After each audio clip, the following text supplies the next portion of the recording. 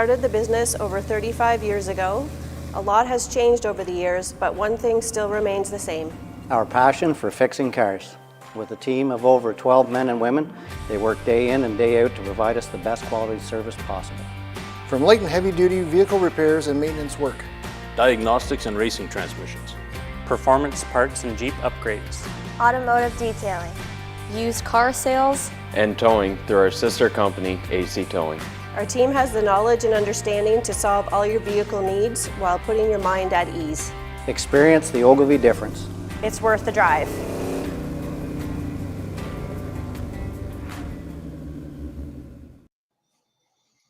Hello and welcome back to the Bracket Life broadcast. Brayden here, as always, joined by my good friend, Andrew Stark. Andrew, how's it going? We're doing all right. We're set up in the new office for trying to do some more broadcasting here and podcasting, and so far so good. We haven't had a technological failure yet. That's it. It's all downhill from here now. Andrew's jinxed it, but that's all good. You look good. You sound great. You know, what more can you ask for out of a podcast partner? You know what I'm saying? Well, that's the key part. That's what we're trying to do. Find improvement, right? That's right. Yes, every little bit counts. Before we officially get into it, tonight's sponsor, OGILVIE'S Auto and Fleet Service. As you watched in the commercial or maybe listened to the commercial, I love watching that thing. I love it. It reminds me of summer. It's nice. I'm like, oh man, I can't wait for that warm weather again. Work here with the doors open. You know, as you know, that's where I spend my daylight hours is over there. So I'm excited to have doors open. To be excited about doors being open, you know, we do work with them open now, and it's not as exciting. No, yeah, it gets old quick, but that's all right. So located in Jasper, Ontario, Canada, OGILVIE'S Auto and Fleet Service can not only fix all light and heavy duty vehicles, we're also a dealer for FTI Performance Transmissions, Jones Transmission Pumps, K&R Performance Engineering products, Portatree, Race Star Wheels. Anything else you want, we can get it. We can do it. You know, big trucks, small trucks, race cars, race car trailers. We have a lot going on. So yeah, just send me a message. You need anything, you let me know. I'll get you set up. If you're tuning in live, be sure to comment. Let us know that you are here, as you always do. Everybody knows what's going on. So let us know that you're here. If you're watching the show on YouTube, hit the subscribe button at the just underneath the video. If you're not on YouTube, as always, go log into YouTube, hit subscribe. You can come back and watch us on Facebook. That's all right. We're not picky, right? We just like subscribers. That's all, right? That's all we're asking for. Andrew, we'll dive into the Canadian countdown. I didn't have very much on here. You found some stuff though. A few things. Again, it's early January. Things are rotating slow in the world, but couple things going on. One of the pieces of news I've seen, I guess it was at the end of 2023, I think it came up, but Nitro Motorsports Park, Prince George, BC. I feel like it went under another name at one point. I can't remember which track that might have been called, but I'm sure someone from the West can, assuming there's some viewers, and I'm hoping there is, based on our guest, tell us on that. They signed with the WDRA, so one of another Canadian tracks that many that have made the switch and moved around on sanctions. So you're seeing a growth from that. WDRA signed even more tracks in the US, but interesting move. So that's the most westernly track I believe the WDRA has in their fold. And at this point, I imagine it's certainly probably the most northernly, but that also relies on me knowing geography. And we all know that's not a strong suit for me. The effort's there, but we try. Well, we try. I should get a globe and put it beside me here. It would probably save a lot of faux pas and my speeches. So, Fast Eddie Drag Racing Night of Champions is coming up for those in the Ontario, Quebec area. This is something that's not new to you. For those in the rest of Canada, you've heard us talk about it a little bit. The Toronto Motorsports Expo coming up March 9th. Well, 8th, 9th, 10th. But the Motorama aspect of it, they do a Night of Champions for drag racing. They do for stock car. They do for road racing. Drag racing is the one that we all care about. So that's the one I'm going to pick on. If you're a points champion from 2023, sign up to participate in the Night of Champions. So it's coming up. You'll probably see some information coming out from me banging on everyone's doors and telling them to sign up for that. Anyone attending, free T-shirts. There's prizes for the champions who show up. It's a fun night, getting everyone together, going through your successful 2023 season. So if you want points, register. If you're in Western Canada, feel free, grab a plane ticket, register, come on out. We'll go out for dinner. It's lots of restaurants around the International Center. But that's coming up. And then the other piece I've got, and it hit on the drag racing world, not so much the bracket racing, but snowbirds. There is racing coming. Not that there wasn't this past weekend. If you watched racing from Bradenton, they had their New Year's Nationals. But the 2024 season, technically, I guess, is kicking off big. The Snowbird Nationals, I was looking at it, and there's 5 Canadians in the 48-car Pro Mod field. I believe there was Kenny Lang, there was Louis Omet, Paulo Just. I saw Scotty Wildgust in the Smokies Garage team on there. And I'm probably missing some. And Eric Latino, I believe I saw on there as well. So should be fun. That's always a nice little precursor to the World Series of Pro Mod, where many of those drivers also head down to running it on the invitational side. But that'll come up January 25th to 28th. There's always a bracket side of it. Usually there's a few Canadians down there who are hanging out, running in the index side of things. So I'm sure there'll be a couple down there. That covers everything I could find in this early start to the 2024 season. Absolutely. We are officially 1 month away from the Winter Rumble practice tree race coming up, obviously February 3rd, which is crazy. It's unbelievable that we're a month out now already, and we are into 2024. So got some highlights. We'll have our flyer come out with the official, kind of final sponsorships and everything else that's coming on. That we've been working on those steadily all over, continuing from last year and over the winter, getting ready for those. So warm-up race sponsor 660 Sportsman Nationals. Winner of that will pick up a free entry to one of these 660 races this year. I do not have the dates in front of me, but I know they're going back to Cayuga and back to Grand Bend. So pick up a free weekend entry for that, for winning the warm-up race. Main event, John Chambers Photography gives out a free photo. Anybody who has ran at an event that John has been present for and taken photos for. Really hard to find anyone better to take photos of, of your race car. I have a bunch in the house. I know Mike and Vic, I believe, have a bunch in the house too. And that's all I hang up is John Chambers photos. So that's pretty cool, as well as the main event winner will pick up a FTI gift card for a converter. So anybody looking for upgrades, so you pick up your $5,000 check as well as a free converter from FTI. So that's not a bad deal. And in Canadian funds, that's almost $5,000, right? Yeah, absolutely. Exactly. And then the bottom ball brawl presented by Katie Transmissions. So we appreciate them and all the other sponsors and whatnot. We as well have a bunch of other giveaways and different prizes as we did last year, right? A lot of great contributors and partners that we have that are really cool. So I'm excited to share all that stuff with you guys as we move forward. I'm excited to see everybody there. If you are coming, we will have some roll call posts kind of coming up here soon. Moving on now, the top 30 nominations are still open. We're getting there. Coming through. I just checked earlier tonight. We have like over 110 different responses for that. So we're getting there. It's pretty cool. A lot of great people out there. A lot of great racers. A lot of great racers that are going to be recognized. So keep those nominations coming in. BracketLifeBrand.com. Go on there. Nominate a racer for the top 30. If you have trouble finding the link. 14th, I think, is a cutoff, and we're looking to do it on the 16th, that show. Yes, sir. Good call. I did not have that wrote down, so I would have skipped right over that. That's a good call. So it's coming up. 2 weeks. Sort that out. Less than 2 weeks, maybe. I don't know. Either way, before the 14th, get it done. Get your nominations in. Absolutely. It's cool, right? Cool to be talked about. Cool to be nominated. It's really neat to be recognized for everything that you did in 2023. For sure. It'll be a fun show to talk about. Absolutely. Andrew, now we'll roll into the main event tonight. Here, sorry, I was reading Godmare's post there. John will be giving us the medal. Sorry, I'll bring it up. John Chambers will be giving us our medal print we won from last year's challenge. There you go. There it is. Flying Frog got his. He picked up his 5K win. That was his first big check too. That was a good precursor to a season for him, wasn't it? I mean, won the Winter Rumble and ended up winning the Super Tour Points Championship. So I there's, don't know what to tell you. You want to have a good year. You want to start it out? I'll see you at the There's- Winter Rumble. seems like a preseason warm up. So that is. Absolutely. So, Andrew, like I said, main event tonight. Brayden Heroux. I believe I said that right. I hope I said it right because Brayden's coming on right now. He's going to be upset with me if I didn't. Racer from Saskatoon, Saskatchewan.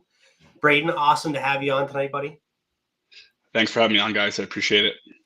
Absolutely, bud. So we've been excited. I have talked to you about this. I don't want to say for 6 months, but it feels like it's been 6 months. We've talked about bringing you on. For sure, yeah. So cool to finally get to do this and take the time. And this will be a fun episode. I said it kind of before. This will be great for Andrew and myself. We get to finally learn a lot about what it's like to race in Saskatchewan and things like that, obviously with your involvement there. But this will be cool. I'm really excited for this. Yeah, definitely excited. That's for sure. So, Brayden, what I first want to start with, because obviously we've talked a little bit now, and I've kind of put some pieces together of what kind of racer you are and other insight that I've gotten. But let's give a quick history of yourself for everybody who might not know much about you or where you come from. Yeah, so just from Saskatoon, Saskatchewan here, born, raised. Don't venture too far unless we're trying to do some racing in Alberta. Just being where we are, we don't have too many options. But so yeah, just grew up here. Work with my parents at our local body shop in Saskatoon here, and kind of got thrown into the drag racing scene when I was super young. My dad raced when I was young, and the story that runs around the track is anyone that would hold us, well, he could make a pass. That's kind of how it started. So my sister and myself both race. My sister also ran the Scat Rat, and then I got in there, and she ended up having babies and kind of ventured away from that. But for the most part, that's kind of where it all started. Is at SIR, and just wanna keep it going on. That's for sure. That's cool. I love it. Yeah. So you mentioned the Scat Rat. Let's obviously dive right into that because that's an awesome race car name. It's an awesome race car paint job. I'll try and we did share the picture of you standing beside it on there, so go check that out. But it's a sweet looking car. So let's talk about that. Yeah, so it's a 68 Cutlass 442. My dad, I don't know where he came up with the scheme himself. So from what I know, he told me that he went and pulled this car out of the bush and they started restoring it. And he told my mom he's going to put a rat on the side of it and it's going to be crazy. So he actually street drove it with the rats on the side of it at one point, and it was red. So it started out as red with rats all over it. He would take it down like our main strip in Saskatoon here, and all I can think of is people definitely thought he was crazy. Like there's no doubt about it. Yeah. And then we just battled away with that thing for a long time. It wasn't the most consistent vehicle, so I definitely learned a lot just driving it in that state. And so I drove it. I won the first championship off the foot brake in it. And it's a super unique car. Anywhere we take it, everyone's looking at it and asking questions, paint scheme wise. So it's a head turner in its own. It brings a lot of happiness to our family. So that's always nice. That's a cool deal, man. I love it. I love the backstory too. When I saw it and we had talked about it a bunch before, and I loved looking at pictures, I'm like, obviously there has to be a great story that comes in behind there. So that's really neat. There's actually the real story, and then I don't know, we can kind of venture on a bit more here, but the car was actually stole in 2014, the original one. It was cut up. I don't know if you ever found that online. So yeah, we had just put like a brand new crate motor in it, and we were supposed to go drive it for the first time that weekend at the track, and it rained out, so we left the car in the trailer. And someone had been staking us out, watching what we were doing, and they came and took the car on the weekend and cut it in half and took the drivetrain out of it. So this is actually the second Scat Rat then. So it's a wild story. The motor from the first one that's got cut ups in the current car, so a little bit of history there, and it runs deep in our family. It's definitely got a special spot in our hearts for us, that's for sure. That's definitely That's amazing. you can never get rid of that, right? No. Like that car can never leave the family now. No, Right. it's we definitely keep a better eye on it now. Doesn't sit in a trailer ever anymore. We learned our lesson that way. So, but you hear a lot about that when vehicles go missing. They're often left in trailers, and people snatch them up that way. So, something to learn from, that's for sure. That's actually our guest 2 weeks ago. Had that same thing happen with his dragster, and they had found it a few months ago now, I guess, and same thing, all cut up and whatnot. So it's unreal, right? You never know what can happen. It's definitely a fear. No. You never think about it until it happens to you, I guess. So you kind of got to take those steps before. But that's an unbelievable story. That's wild. Yeah, so a lot of history there, a lot of love for it, and brings a lot of happiness to our family, that's for sure. Yeah. So obviously bringing some happiness includes picking up some big checks there as well.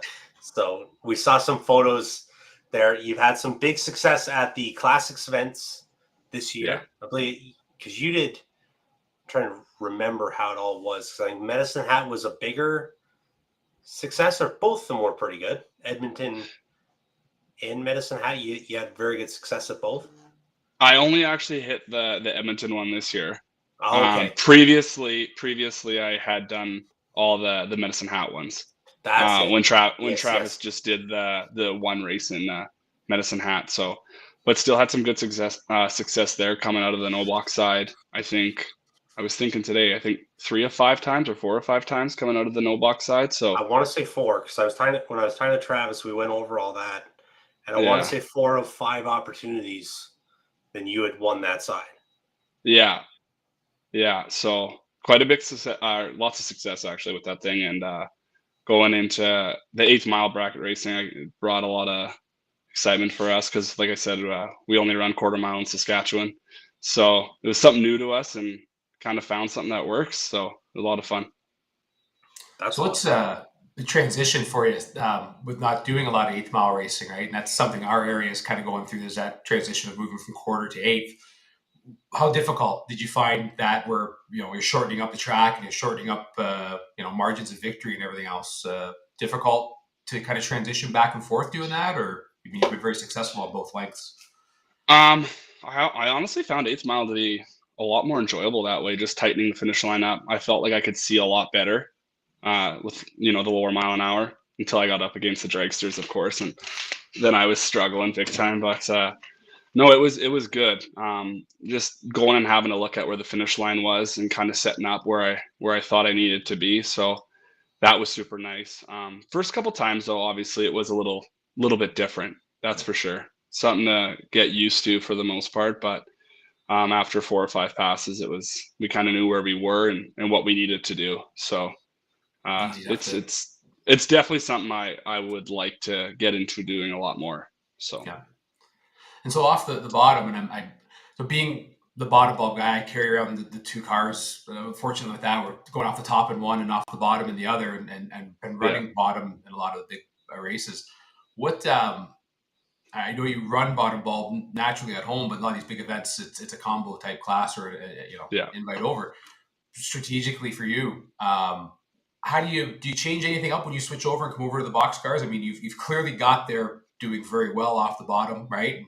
And strategically, you find any mindset difference when you do that? I'm kind of jumping through questions here just because I'm curious. I love talking bottom bulb racing in the box world, right? But the first couple in Medicine Hat coming out of the no box side, I definitely got in my own head. That's the honest truth. I thought I needed to be better than I actually needed to be, which I think you often see. So I was trying to cut it down. I was trying to run the finish line a lot tighter than I probably needed to up against dragsters. So going into Edmonton, that was my goal this year was, just stay true to who you are and kind of set up the way you were setting up all day. And it definitely worked out a lot better this year, that's for sure. So I hadn't got past the dragster in the past in Medicine Hat. So it was a lot more successful this year. So, but no, I don't change much. And I do have a box in the car too, but I don't know. I just haven't switched over yet. I can't be letting go on the top one just yet. So, and everyone loves a success story off the bottom. Everyone can get behind the bottom bulb guy. This is true. That's right. So I love it. So yeah, I guess that was kind of the next question I was going for was, why bottom bulb? But I guess like if that's just what you've always done, that's just the way it's always felt. And I've heard a lot of guys that have bottom bulb their foot brake from the beginning. They really struggle to swap over and do that top bulb deal, right? A lot of guys just can't do it and can't feel it out. Yeah, and I didn't drive a junior dragster or anything like that. I just hopped into the car and it was straight foot brake off the bottom, and we have a really good bottom bulb field in Saskatchewan here. We're often getting anywhere from about 50 to 65 cars. So it wants you to stay there. It's good competition. There's a lot of good community off the bottom here. So I haven't had to want to make that switch yet. But then going to seeing the bigger events, it definitely gets your mind wandering and thinking, hey, this is, should I be? So I got the car set up for it. And I'm thinking maybe this year we'll take a stab at it and see what happens. Only one way to find out, right? Exactly. Andrew still likes doing both. He still likes swapping around. I feel like my I don't know brain how would you get do jumbled that. for it. It's unreal. I don't know. Can you stick with it? Like, is it easy or you? It took me a couple years, but it was truthfully just that I really enjoyed driving the top bulb car. Like I wasn't great at it, but it was just a fun ride. And the bottom bulb car was the one paying the tickets, right? So after a little while, your brain just kind of switches a little bit. And I mean, there are days where, and I've done this, Brandon's been beside me when I've made stupid decisions where I've just pulled the box out in the middle of the race and gone off the bottom because I haven't been able to let go of the top bulb in that car, right? And it's practice, right? I think it's like the switch hitters, right? The guys who bat left side, right side on the plate, right? Like the ambidextrous. Some can do it, some can't. I think it's a little easier to do than switch hitting, right? In baseball type of thing. But once you train the brain to let go on this light, on this button in this car, or even just this button on this wheel in the same car, it gets a little bit better. But I have to admit, the more I'm dialed in on the bottom, the less I actually feel inclined to hit the top, just because there are days where, I think I'm hitting the bottom better, more consistently, which has led me to start to wonder. And that's where I've seen your success out west, and I've seen how good you've done off the bottom, right? And just the change in the mindset you've had, where I'm starting to believe, like, if you're really set up on the bottom, do you really want to go to the top, right? And that's an internal discussion I've had with this particularly the one car I have, which is my kind of quote unquote bottom bulb car, right? Because I mean, if you're hitting it good and you're there, what difference does the box make, right? Totally. And I also wonder sometimes, I don't know how much it plays into it, but when people know you're not hitting off the top, do they throw a couple extra numbers into it? I don't know. So something I think about every here and there. Yeah, right. I very much think so. Yeah, a lot of people so take it for granted. And I think that there's right now you can't keep anybody an inch, right? No. I definitely agree with you. That's a great point. Oh yeah, he's on the bottom or he's doing something else. Oh yeah, we got some room, right? He's not going to be that good. Yeah, exactly. And you come up and end up getting spanked, but that's how it goes. So for the bottom bulb stuff in your car, I know like Andrew's got like the long throw button. Yeah. Is that something you do? So I have two options depending on how I'm feeling or altitude. I actually have like the Biondo mushroom and the long throw kind of set up beside each other. So if the car is reacting fast, because we can get some real good air days in Saskatchewan here, I'll switch to the long throw. But if it's a sluggish day when we're 5,000-6,000 feet here, I'll leave off the mushroom. So I'm more comfortable on the mushroom. So if a bad day is 5,000-6,000 feet, what's a good day of air in Saskatchewan? We can see like 1,800 feet here, which is good. I don't know what that is to you guys. Yeah, no, absolutely. Like that's we're rocking and rolling 1,800 feet, and we're seeing some numbers. So but when you get to Medicine Hat, like we've seen some days there, I'm thinking like 6,000-7,000 in the heat, and even when we were in Edmonton this year, it was pretty sluggish too. So that's wild. That's cool. But I know like for switching, I think Andrew does like strictly, I think, a mushroom button. So I got. Carry on. Yeah, for the box, so it's set up on the mushroom, and then we got the Terminator for the long stroke, and just I just shim it in and out. But I have to admit, like the mushroom button, like the long stroke is just a necessity to find the delay. Is it? And Yeah. it's all I have because of the way the car reacts. I've tried slowing it down. I've thrown lots of dollars to try to figure out how to slow the reaction time of the VRT down, and the only thing that ever worked was the Biondo. But the mushroom button certainly has its I think it's a more consistent let go, right? Yeah. But again, like in practice, I think makes perfect, or you adjust to the setup, right? But Yeah. it's there's lots of different ones. Like I've even looked at taking the mushroom button and adding it, like the button itself, onto the long stroke, right? So like if That's it's an simply idea. a feel, right? Because I That's found an like, idea. okay, it's not the button. I mean, you can sit here and I've had the practice tree to my right. I've sat here for hours hitting the long stroke button and found, okay, it's not inconsistent. It's not that it's not the button. It's how I'm letting go of the button, the feel, whatever it is. It's something that's up here versus anything else. So the thought is like, okay, well, if you like letting go of the mushroom button more than what's on the long stroke, just put the engineering pants on and put that button on the end, right? But no, totally. I ran a long stroke for years when we had a 3-speed transmission in the car, and we went to a Glide this year. And it's quite a heavy car. It weighs 3650, so it's not the most spectacular 60 foot, which works off the bottom. So that's why the mushroom kind of works off the bottom the odd time, depending on the day. So well, and you get that VRT down, right? Like it's you get that thick air, things that just aren't going to move, right? Because you're just going to lose that much power on the low end of it. But it's intriguing. I've always liked the idea of trying to set things up to go to just a mushroom style button. I've not figured out how to do it legally inside the parameters that most places list. But I had some theories on timing. But it's so if you get dialed in on something, you found comfortable on it. When you're letting go, it's it's almost irrelevant. One of the questions I'd have for you, so watching the tree, like, are you a blocker? Do you block out the tree? You're watching the tree come down. How are you kind of dealing with the lights? Like, what's the key to success? So I actually, for the longest time, I followed. And then I started doing some reading on it and lots of those online polls, and everyone started the dead stare. And I tried blocking it, but I couldn't get the block because I also was scared of night racing to have the bleed come through. So I actually started dead staring 2 years ago, and it changed my program completely. It was the best decision I ever made. So I used to not be the best up front. I was more known as a finish line guy. But with the dead stare, it's definitely helped me, group a lot better, which was what I was trying to do. So, but yeah, so that's kind of what I changed to 2 years ago. I just happened to be on the practice tree in the garage, and I was like, let's just see if I can dead stare this. And first time I went out, and I was like, holy man, like it was like 20, 15, 20 back to back to back. And I was like, okay, I think we can get comfortable doing this. So now it's a big benefit to my, big benefit to my program. That's for sure.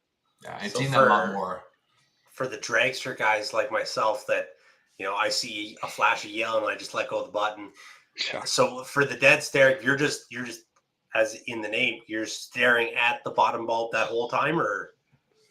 Yeah, I don't know if you would agree with this, Andrew, but like I still think there's a lot of discipline that comes with the dead stare. I don't know what you do if you're a dead stare or a block, but there's a lot of discipline still with the dead stare. You've got it. So I guess when you're learning to drive some of the cars, especially fast stuff, right? Everyone talks about a tunnel vision, right? And try to get out of tunnel vision and open up the peripheral.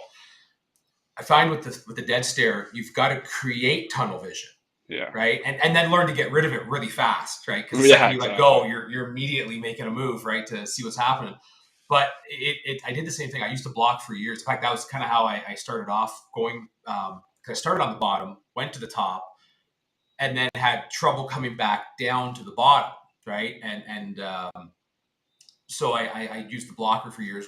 Worked great until, as you said, you hit evening, dusk, flat out night racing, and now you've got the bleed around the blocker. And I think anyone who was around Cayuga during the mid 2000s, watching all the crazy lights and different things we were trying to do to create some haze around it, saw the Yeah, experiments, totally. and didn't see that there were a lot of second amber reds and late, like, oh, that was the third amber, type of deals while in the evening. And the dead stare was about the only thing that really, once we hit evening, the blocker had to go up, and we just had to focus on it. And the reality became, once he locked in, but it was that creation of taking the vision and moving it down to here, and then just locking in on it. And Yeah. and that became harder. I mean, and I'm not sure how fast do you go in the eighth. Like, typically, are you a faster or slower car off the bottom in the class? I'm 6.0 at like 116 kind of. Yeah. So off I'll the put you bottom, on. I'm usually chasing. Yeah, so then you've got to sit through the hardest part I found, and maybe you've done this, was getting the long tree now. Because Yeah, that was a being the big fast one car, for me. Yeah. Yeah. That's the And I hardest one. deck it. Learning for me was decking it, but I had to find my spot on the long tree when to deck it because I didn't want to sit on the converter super long. Yeah. So that was another thing I had to work with. And then blinders too. I run blinders now because the car's, it was getting to me. So I have a little tunnel, and you started out, I'm like, man, I can barely see. Now I'm like, I could even make it way smaller, cover me right up. So I love the blinders. Love it. That was the best racing I did, was when I had blinders on. And then you kind of think, oh, well, I don't really need it. But I'm like, I want it back on. I'm putting it back on this year. I can't go down the track without it, or be on the line without it. I don't know if it's a superstitious thing now, but like if I don't have it up, I'm like, holy, I see way too much going on from like the starter moving around or the other guy like bumping in. Like, I just worry about your own side of the tree. Yeah, I've looked at that, and it's intriguing you guys brought that up, because I ran into this issue actually off the bottom at a big money race where the tree didn't have the full tree blinder. So I ended up moving over to the dragster side simply because I could guarantee going 640s. I had a clean tree. Yeah, that was Edmonton this year. Oh yeah, nice. They didn't have blockers, and I made my first test pass, and I was looking at the other guy's side, and I was like, what is going on here? Yeah. But after about 3 passes, I kind of like was able to tunnel vision, as you say. I got the tunnel vision rocking and rolling, and we were good to go. So, but yeah, that's a great point. If the tree block is definitely something that's needed. That's one that I've struggled with. If I don't have it, because I guess you get used to it. That's one of the things with the tracks I ran at had it, so it was almost a precondition that I didn't have to think about it. And now all of a sudden, back to if you're thinking, you're in deep trouble, right? I'm trying to tunnel vision something that like is just inside that little corner right there, and I can't tunnel it any deeper to get that other amber out of there, and that was a struggle. So that's actually the practice tree. Number one lesson this winter is don't take the blinder off and try to dial in on the bottom a little bit better. But it's certainly, especially, and that's something that doesn't get appreciated as much when you talk about the bottom bulk cars coming over to the box side, right? Like, depending on where you are in that ET scale, like Nick Hastings, right, where there is a no box side that he's coming out of, but majority of the time going the speed he has in box racing, he's either fairly clean tree or clean, right, and totally, is successful with it, right? So it's a matter of how fast do you need to be on the scale, right? Like sometimes being that slower car coming out of that side can be advantageous, right? There's actually could be less advantage to be the fast bottom ball car. Yeah, definitely a different look, that's for sure. So Brayden, obviously, like we've talked a little bit about your involvement in SIR. So, it's really cool to learn more about that. So that's what I want to hit on next. You became a board member with SIR in 2016, you said. So now this is for people that don't know, right, which is majority of our listeners just because of where we are. So SIR is a member-owned track. So how does that work? Like, what does that mean to your racing, racing group, racing facility, everything like that? Yeah, so we're a member-owned track. I don't know the whole story on it back when it turned to that, but it basically we have an executive team, makes up about 10 of us, and we're elected by the members. We have an election for that of who gets nominated and then voted on, and then we're put put to the task of making the right choices for the track, prioritizing the wish list, because every racetrack has that big wish list. Yeah. So just taking care of the wish list, working with budgets, making sure we got money in the bank, planning special events, fundraising, just lots of different things that I never thought about when I was on the outside. Something, I think we're all very privileged to just show up, unload our stuff, and go down the track. But when you look at the back end of it and see how much it costs and runs, it was a big eye opener to me. So I definitely am thankful to learn that side of it, and I hope we can keep it going here in Saskatchewan. We've got a lot of momentum right now, so it's looking promising.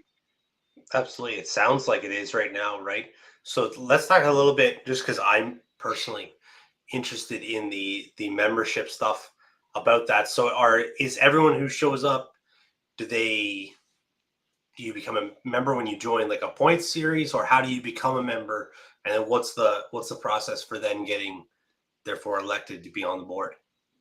Yeah, so anyone that wants to be involved in our points series needs to be a member. And then we have like an associate member for family members, or if you're like a wife or a husband of the racer wanted to be a member, also there's family membership too. Oh, cool. You need to be a full member to be voted onto the board. And that gets elected at our AGM meeting, which is every November we have it. So start of November, we have a meeting. We had a great turnout this year, which was fantastic to see. And, we got a lot of new members on it this year. And it's good to keep a rotation coming through, a lot of new ideas, a lot of different looks, a lot of different ideas. So it keeps it fresh. I'm very passionate about our racetrack. Yeah. So I am quite involved. I got my hands in pretty much everything that goes on. And I got a young boy now, and he's out there digging away in the dirt and looking at all the nice cars. So I just want to make sure it's there for when he's our age, So That's cool, man. I love it. And like you said, with being involved, so that's not just sitting on the board and having conversations, right? You're out there scraping the racetrack. You're out there cutting the grass, cleaning up, in the pits and whatnot. So doing everything that needs to be done to get that right. So we understand, how much it is, and ourselves, we are very passionate as well. So that's kind of why it gels so much, right? In the conversation when we started here, it all just kind of flowed because everybody's on the same page, right? We just love drag racing and love for the success of the sports. That's really cool. I like the idea of the board and whatnot. So what kind of topics do you guys really handle? Or what's kind of the big issues, I guess, that's going on with SIR right now? Not issues in a bad way, but like what are the topics you're discussing, or what are you guys working on right now for the upcoming season? Yeah, so we also just switched over to WDRA, which is I think it's a positive move with us. There's a lot of perks that a Canadian track can actually utilize. A lot of these sanctioning bodies, the stuff doesn't transfer over to Canada, which we've noticed. So with IHRA, the Ironman was awesome, and when we were with an HRA, the Wally was also a great thing to run for, but it pretty much fell at that for us. So with the WDRA, there's a lot of little perks that we can get. We're working with Kurt Johnson right now on getting our track flattened. That's one of the big topics we're having. And there's a little thing with WDRA that you can get a discount. So, just little things like that. So the WDRA was a big topic for us, because we just signed on with IHRA probably about 5 years ago. So, making a change like that again, there's a lot of thoughts that come to your mind. We're switching sanctioning bodies quite a bit. But I think WDRA is moving in the right direction. And then I actually didn't even know about Prince George, to be honest. So that's good to hear. So another track up here that hopefully we can work with. We know Malta, Montana, they're also WDRA. So that's a good move for us, we feel. And then we just installed a new AccuTime timing system. So that was another big topic for us. That was a wish list item that we've had on for a long time, because we've had some timing system gremlins. And I think you guys can agree, if you don't have a good timing system, there's problems to be had when you don't have problems. That. Yeah. Exactly. Camping with So loud cars now. Yeah. So yeah, exactly. So we had our biggest event this year, and our timing system went down for like 3 hours, and that was kind of like the nail in the coffin. Like we're getting it done. So Rusty from AccuTime came up this fall and nailed it in like 4 days. We got new wind boards too, new LED wind boards installed. So that felt like some new wind in the sails for our club, that's for sure. And then, like I said about Kurt Johnson coming up over Christmas here, and I don't know what his machine's called that he like pushes down the track to find all the bumps, but thing's amazing. So we're just working with him right now to kind of make a plan of when we can get that done. Because if we feel that if we have a top-notch timing system in a nice flat racetrack, we've got a good recipe there. Those are big boxes to check, right? Like fundamental stuff, right? So financially, big boxes also to check, but part of the board again, getting involved in fundraising, pushing the narrative that everyone needs to be involved and get involved in, whether it's financially or work it out with the club. So I think it's cool. Yeah, that's awesome to hear. Plays to the passion, right? Like that's one of the things that and we see it a lot. We have these discussions about tracks, and that it's difficult because they are privately owned, right? But you're so passionate because you feel like it's part of you own part of that, right? That's your home. So to see a setup like this, I'm sure it plays well to say we need investment, and we need personally, probably not as hard to get that in some senses, just because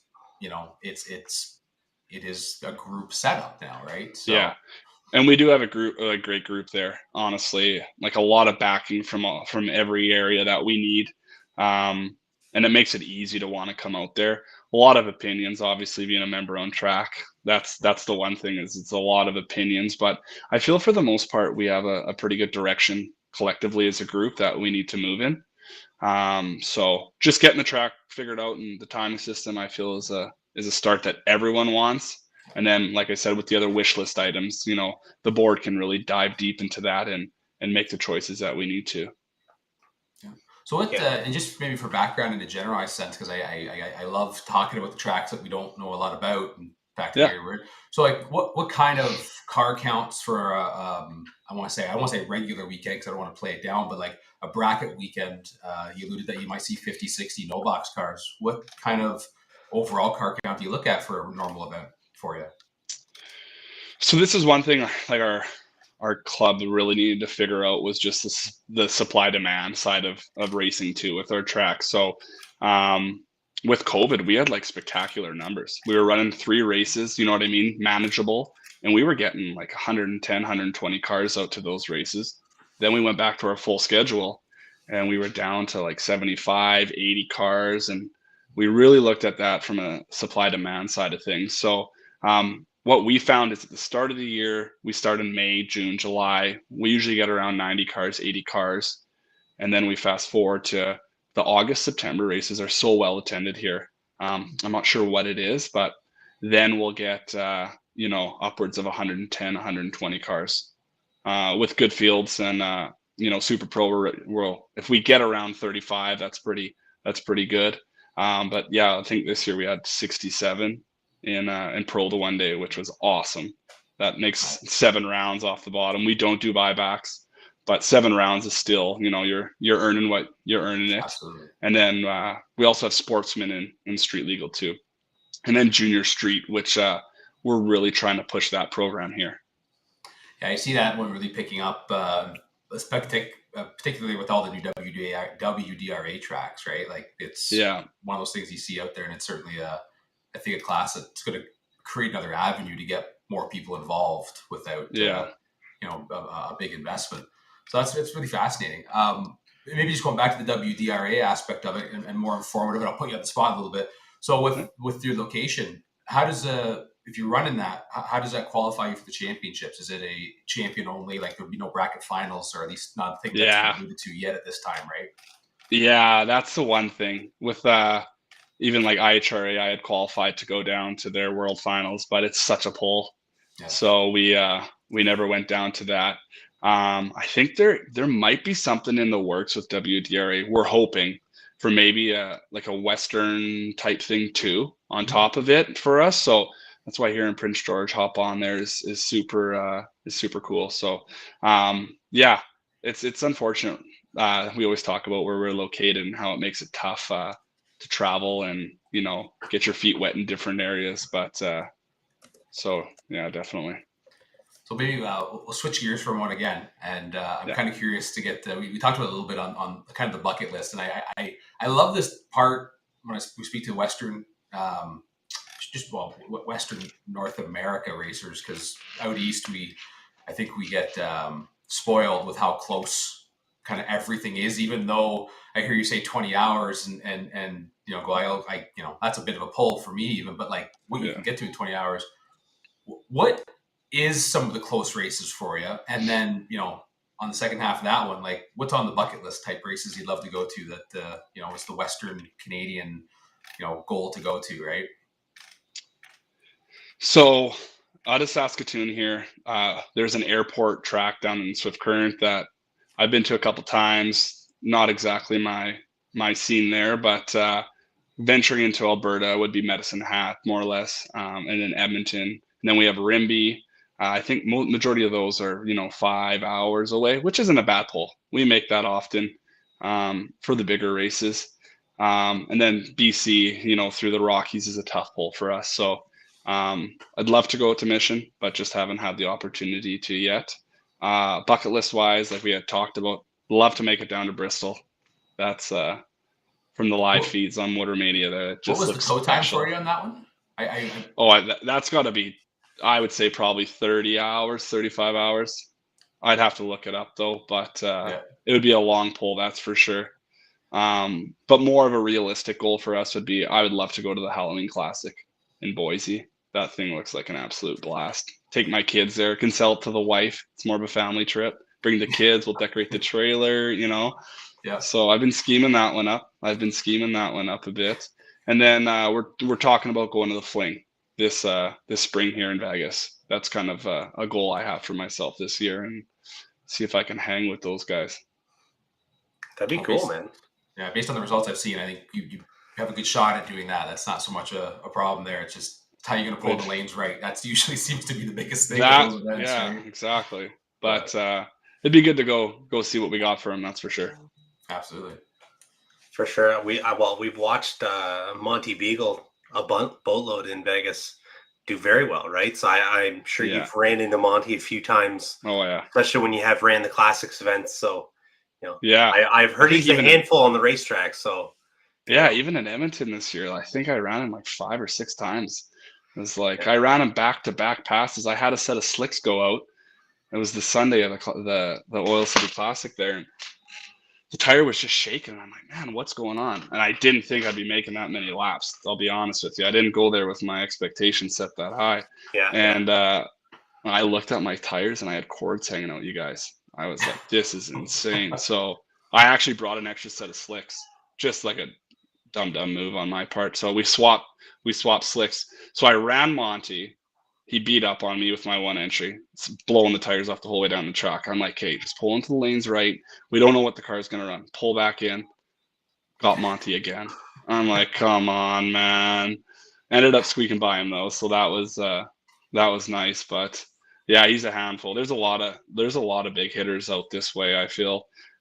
We just never get to race each other because we're so spread out. I got a couple buddies here from Saskatoon that they can hang with anyone. My buddy Richie, he won the first ever classics off the bottom in Medicine Hat.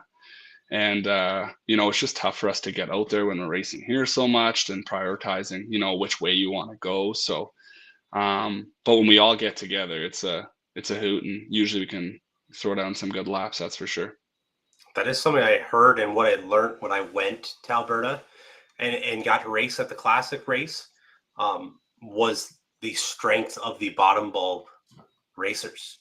Like there's no messing around by any means with those racers and anybody there, right? Everyone there was a great competitor, but like the bottom bulb stuff, because like you said, and we talked earlier on, right? People kind of take it for granted a little bit. Oh yeah, you got to race the bottom bulb guy or something like that, So you don't hold it as high up, but then you go there and you get spanked how many times, bottom bulb racers picking up win after win, Yeah. they have earned all the respect in the world for that racing. So that's cool. It's great to have a stage like that you can really showcase it on. I was looking through my messages earlier with Travis, and I can't now. Obviously, I can't. I want to say it was 29 win lights that you saw at the Oil City Classic in all the events.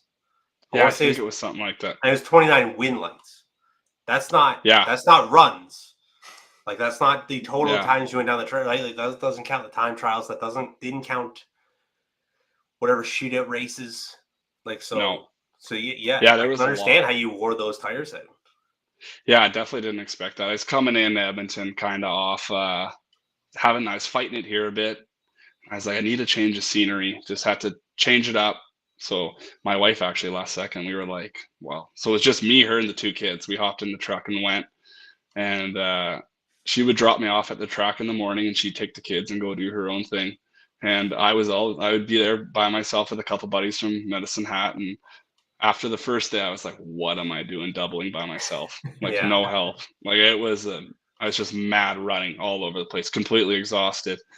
But it was, just burning slicks off. Like, I couldn't believe it. I'm like, why were I doing burnouts like that? Like, just questioning everything I was doing, you know? So the big retrospect aspect of it, right? It's like, what is happening? This was not the game plan that you would normally put in place for this. Not at all. And I started that weekend off getting smoked first round. I had to buy back twice on Friday. I was that guy. When they call over the intercom, double buyback to the lane, please, and I'm the only guy to pull up. I was like, that will be me. Yeah, that will be Put me. a billboard on my back, you know what I mean? Yeah. Just call me by my first name. Just tell me to come up the lane. Yeah, they could have done it. I literally pulled in by myself, just put my head down. I'm like, that was me. That was me.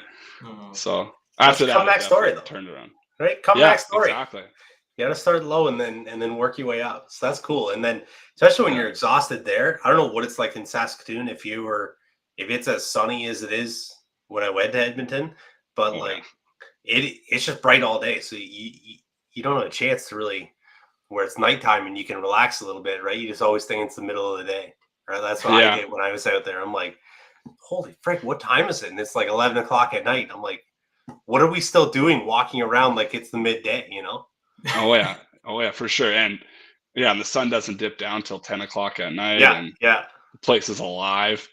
Yeah. That was one really cool thing about Edmonton was the Friday pulling into the final was like pulling through all the people that were standing there. Like you said, it was late and everyone was on the start line. And I was like, I didn't turn the wind light on.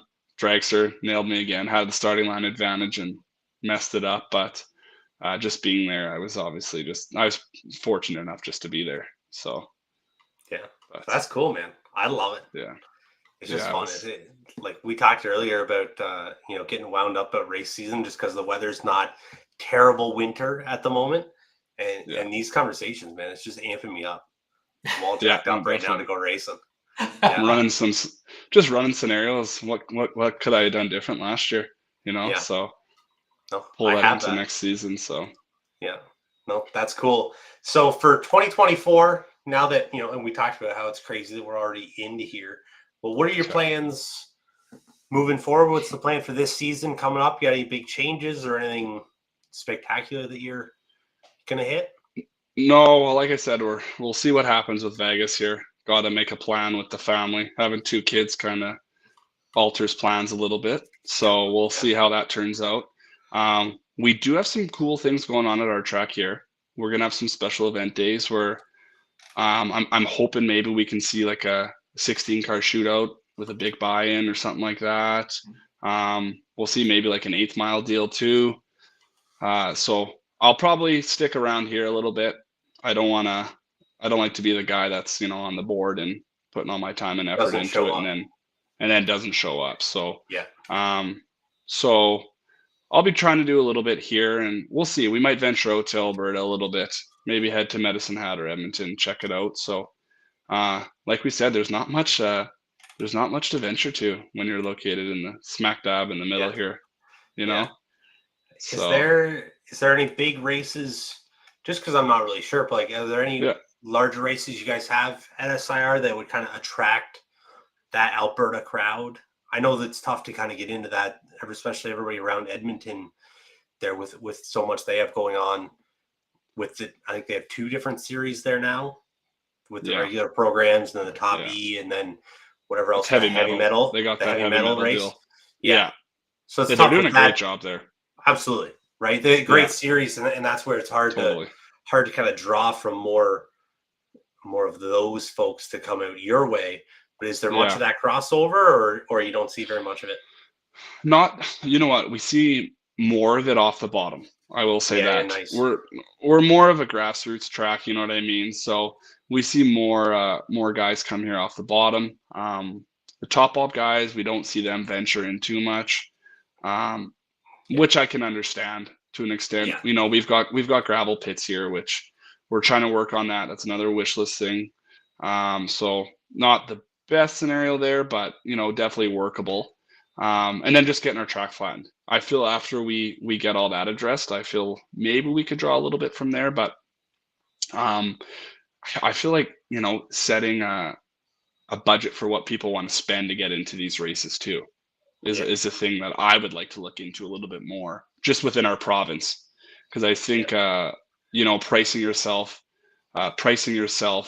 out of that market is definitely something that can happen too. So we don't have any like huge events. We might have the odd one to pay $2,000 to win, which is something that, you know, it's not terrible, but nothing like what we had at the Classics. I think that's something that you don't know how good you had it till it's gone type thing. Yeah, I very much agree. Right, and that's too bad that is gone right now for racing, but you know, you never know what's coming along in the future. Well, the upside about those type of events is it creates a successful venture, you know, creates a bit of a vacuum that sometimes can be replicated, right? And it may take someone else to step up to do it or a different organization to do it, right? But, you know, when you've seen something that did work and it worked well, then to an extent, there's a blueprint, right? Yeah. And usually those things don't lay on the table very long before someone picks it up and, you know, tries to run with it again, right? So, there's definitely a demand for it out here. Edmonton, like we had talked about, they do a great job with those 2 series there. They attract a lot of the fast cars, and with them switching ownership, it'll be interesting to see how that moves forward. So, yeah, no, that's excellent. Well, that's I'm excited to see what happens. I'm excited that, you know, that we kind of get to form this relationship. It kind of expands my view of racing in Canada, right? And then now I can really pay attention to more stuff because I kind of understand kind of the backstory and what's going on, right? So that's really cool. Yeah. So I'm excited to see moving forward really where this all goes and follow SIR. You know, I love being kind of in behind a little bit and see kind of behind the curtain of everything and what everybody else is doing. So that's what I'm really excited for. It's really cool. I'm glad we got to do this finally with you yourself and with just somebody from SIR and that organization, right? Because I've wanted to learn so much for so long, and people who are watching that didn't even know they wanted to learn get to learn so much too, right? Yeah, so there you go. This is cool. The next step for me is pretty much how do I race at SIR, and you know that's a conversation we can have in the future. Yeah. Let us get that track flattened first, and then that's it. Then the green light could happen. Yeah, exactly. So that'll be fun. One day we're gonna have to figure out a cross country tour for you, Brandon. Like that's. I think so. Yeah. Well, I would love to head out that way. I got a brother actually that lives out in Toronto, so maybe we pull out that way one time. You know, this is way easier now. So yeah, exactly. Yeah, for sure. That'd be fun. So. I got a lot of you know. I need cars.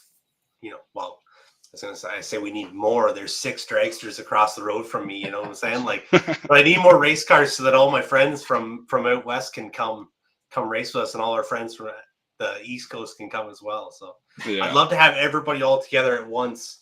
You know, to hang out because it's really cool and you really bridge that gap between Canada because it is so far away. Like I'm not sure exactly what the drive would be to get to you guys, but I know like when I went to Wawa, which is the furthest, I guess, from here that I've been, and that's kind of Western Ontario, not quite, but I'm like, that's 14 hours away, and I'm going to say that's still a ways away from you, so it is a big gap, but we are all so close, and we are all very similar, which is cool, right? And we all struggle with the same problems, and we all have the same successes a lot of the time too. So when we can all support each other and continue to make it grow is really cool. No, definitely. It was great chatting with you guys, sharing ideas, hearing what's going on out east, and hopefully we can take some of that and bring it back to our track and keep on keeping on. Absolutely. That's cool. I appreciate your time. That's, we've went at her as we all know. We could just keep going at all this stuff for hours on end, right? Because it's so much fun. But we really appreciate you taking your time to do this. It's, as I said before, it is about time that we did get it sorted out to have you on. So that's really cool. I hope we get to do this again, and I'm sure we will, right? And continue learning and seeing what's going on and keep updated with everything. So Brayden, if anybody's interested in finding out more information about yourself, about SIR, where do they go? What's the easiest way to find you or get that contact info out? Our Facebook page is probably the most up-to-date source for all our information. So just SIR, Saskatchewan International Raceway on Facebook there, or you can get a hold of us on racesir.com with all the information about our schedule and all that and the backstory of our track. So that would be the easiest way. So awesome. Absolutely. I got it up right here, racesir.com. I've been going through it all, checking it out as we go. But yeah, like I said, it's been really fun. Andrew? Yep. Anything else close around before conversation? No, I appreciate it. Love talking bottom bulb racing. Love talking bottom bulb racing with a great bottom bulb racer. So it's been a pleasure. I appreciate it immensely. Thank you. Yeah, thanks for having me on, guys. It was great chatting and gets the juices flowing heading into 2024 here. That's right. It hurts a little to see January 3rd on the calendar, though, doesn't it? Like, it needs to be sooner, doesn't it? Yeah, for sure it does. Yeah. No, time's flying though. We're getting there. We're getting there, right? Pretty soon we'll all be thrashing because we don't have anything put back together, right? Oh, absolutely. Exactly. Yeah. But, all right, bud. Well, thank you very much. We appreciate it. Sure. We'll talk to you soon, brother. Thanks, guys. Have a good one. That was good, Andrew. I love talking racing. I love learning new things about racing and everything else. I have a 100%. Picture up on here of SIR. Looks like they had like a drone or something like that taking photos. So I'm excited, man. I just can't wait to get back to the track. I know these are the type of discussions that like these type of episodes where you're talking about cool things that have happened, exciting things about racetracks and just the racing in general, and it gets the juices flowing again. It's hard to shut it back down and then look at the calendar and go only 5 more months depending on when your season starts, right? Yeah, exactly. But so that's it. We'll pretty much call that. I almost said Tuesday, but that's a Wednesday. Episode 53. That was good. I appreciate everybody for chiming in, letting us know what you thought. A lot of people on here throwing the comments out of, a great episode, and this was really cool, really fun. Love learning and different stuff like that. So bridging the gap between Canada. Canada's a big spot, but we're getting there. We'll get everybody close. One racer at a time. That's right. Exactly. So that's fun. Everybody has not, or even if you have voted for somebody to be on the top 30 list of 2023, go to bracketlifebrand.com, vote for your racer that you believe deserves to be recognized as one of the top 30 in Canada from 2023. We'll do that in 2 weeks. 2 weeks time, January 16th, the show is. Voting ends on the 14th. We will talk to you all then. Andrew, thanks again. Always fun. Absolutely. And we'll see you guys all soon. Have a good one. Have a good night. Started the business over 35 years ago. A lot has changed over the years, but one thing still remains the same. Our passion for fixing cars. With a team of over 12 men and women, they work day in and day out to provide us the best quality service possible. From light and heavy duty vehicle repairs and maintenance work. Diagnostics and racing transmissions. Performance parts and Jeep upgrades. Automotive detailing. Used car sales. And towing through our sister company, AC Towing. Our team has the knowledge and understanding to solve all your vehicle needs while putting your mind at ease. Experience the Ogilvie difference. It's worth the drive.